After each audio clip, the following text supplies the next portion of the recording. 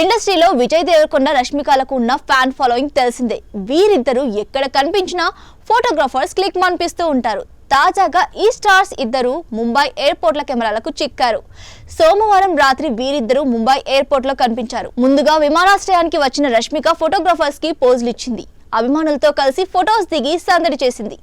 తర్వాత కాసేపటికి విజయ్ దేవరకొండ కూడా అక్కడికి చేరుకున్నారు. దీంతో వీరిద్దరూ క్రిస్మస్ న్యూ ఇయర్ సెలబ్రేషన్స్ కోసం విదేశాలకు వెళ్తున్నారని ఫ్యాన్స్ భావిస్తున్నారు. ఇటీవల ఈ జోడీకి సంబంధించిన ఓ ఫోటో కూడా నెట్టింట వైరల్ గా మారింది. రెస్టారెంట్ లో వీరిద్దరు కలిసి కనిపించారు. గత దీపావళిని రష్మిక విజయ్ ఇంట్లోనే జరుపుకుంది. వీళ్ళు రిలేషన్షిప్ లో ఉన్నారంటూ చాలా కాలంగా వార్తలు కూడా వస్తున్న సంగతి తెలిసిందే.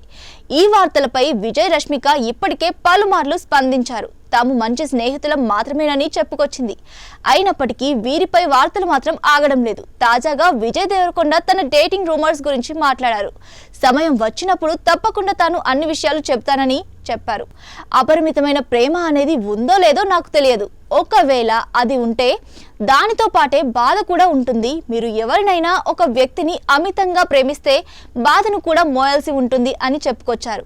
ఇక ప్రేమ గురించి రష్మిక మాట్లాడుతూ, జీవితంలో ప్రతి ఒక్కరికి తోడు కావాలి. నా దృష్టిలో ప్రేమలో ఉండడం అంటే భాగస్వామిని కలిగి ఉండడమే. తోడు లేకపోతే జీవితానికి ప్రయోజనం ఉండదు. మన కష్ట సుఖాల్లో మనతో ఉండి సపోర్ట్ చేసేవారు ఉండాలి అని చెప్పుకొచ్చారు.